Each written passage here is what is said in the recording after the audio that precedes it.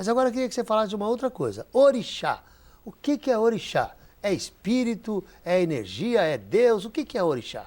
No nosso entendimento, orixás são aspectos vibratórios, vibracionais, que se diferenciam do uno, do incriado, do eterno que é Deus. Irradiados por Deus? Se diferenciam desse grande indiferenciado que é Deus. E vem num descenso vibratório e se manifestam até nós, para o nosso entendimento, como pontos de forças da natureza manifestada na Terra.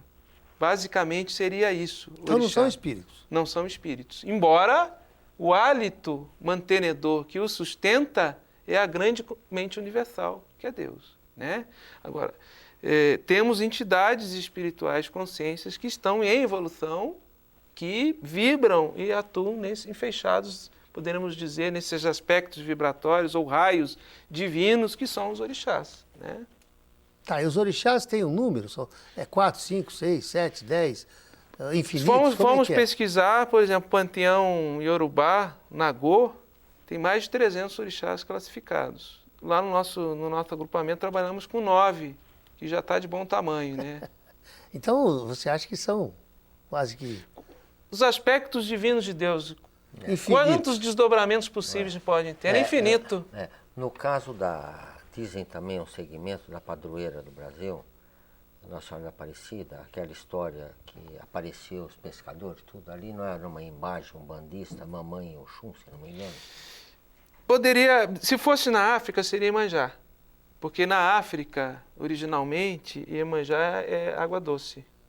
No Brasil, tão somente que esse orixá, ele é cultuado e ficou estabelecido a água salgada. Então poderia ser Iemanjá, como poderia ser Oxum. Mamãe Oxum. Isso, poderia ser. Sim. Que são grandes mães, né? Eu queria que você explicasse um pouquinho melhor os orixás, né? Porque é uma coisa que as pessoas têm dúvida mesmo, né? Por exemplo, como que é, assim, os principais, as características, alguma coisa assim para as pessoas entenderem. Por exemplo, vamos dizer, eu nasci, Sidney Carvalho... Sim, você é um Oxóssi. Dia tal e tal, o ano tal, e ali eu tive uma regência de determinado orixá. Então eu vou ter uma característica tal. O outro teve um outro dia, nasceu de outra forma, tal, tem uma regência de um outro orixá. Significa o quê? Que essa vibração divina guia a minha vida, ou pelo menos direciona, ou pelo menos influi. Como é que é isso? Veja bem, necessariamente não quer dizer que a data de nascimento ou de concepção nessa encarnação ela esteja 100% vinculada com a astrologia e com os orixás. Tá. Prepondera. A gente pode fazer essa correlação dos signos astrológicos com os orixás. Mas muitas vezes, a sua data de nascimento, você vai olhar para a astrologia e você está com regência de outro orixá. Tá. Porque você já veio, nessa encarnação específica, vibrado para aquele orixá. Vamos dar o exemplo do Sidney. Pode ser? Tu é filho de Oxóssi. Então, vibra no teu chakra coronário, em maior preponderância, o orixá Oxóssi. Quais são os atributos psicológicos de Oxóssi? Oralidade é um. Você é um médium que está trabalhando com a oralidade. A comunicação. Levar o conhecimento. São características de Oxóssi. Como Jesus fazia ao lado do Getsêmani, né, do lago, quando ele orava, quando ele comunicava o evangelho, ele estava vibrando no orixá Oxóssi. Então, uma característica que você tem. Vamos supor assim, uma segunda força dessa que vibra com mais intensidade no Sidney. Poderíamos dizer Oxum, porque você tem um temperamento de mansidão, de amorosidade, né, de congraçamento, ou de Iemanjá também, poderíamos dizer. Mas você também tem Xangô. Você é advogado por profissão e tudo que você comunica, tudo que você leva na oralidade, você procura ter o senso de justiça acima de tudo e de equilíbrio. Tá. Então, veja bem, exemplificando, eu trouxe assim um exemplo. Não, ótimo, deu certinho. Mas para que o nosso telespectador entenda, e assim cada um de nós. Então, cada vibração ela vai representar um aspecto que vai se transformar... Atributos psicológicos.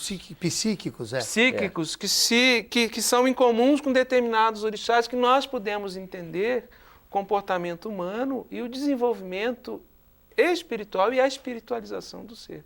Nos serve como estudo, como conhecimento, uma forma de espiritualização. Agora acho que ficou mais claro. Agora, é claro que existem espíritos que se manifestam na linha disso, daquilo. Isto. Agora, a gente vê falar que médium incorpora orixá. Isso não pode acontecer, é impossível? Pode acontecer. Aí é uma manifestação anímica. Tá. Não existe um espírito ali vibrando, né? Existe Por a exemplo, vibração do orixá. Na nossa casa, nós temos um momento, sempre aos finais do final do trabalho, que é um momento de desenvolvimento mediúnico. Nós temos meia hora de canto e toque.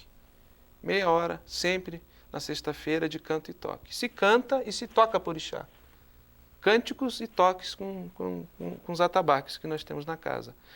Em determinados momentos do trabalho, os médiuns manifestam uma Oxum ou uma Imanjá e não tem nenhum espírito ali. Sintoniza no seu inconsciente com aquele arquétipo coletivo e vem e dança e se movimenta como se fosse o mito do orixá, o arquétipo do orixá, que está nesse panteão, por exemplo, africanista. Isso não quer dizer que é uma mistificação. Não quer dizer que seja uma mistificação, porque está vibrando naquela energia e dentro do conjunto da gira magístico de movimentação de energia tem fundamento e tem porquê. E nós incentivamos isso. Eu, enquanto zelador da casa dirigente, nós incentivamos o transe de possessão, ou seja, o médium ser possuído seja pelo orixá ou pela sua entidade e dar passividade e manifestação para isso. Isso serve também, Cisne, para que nós trabalhemos em nós a nossa potencialidade espiritual, aquilo que nós precisamos.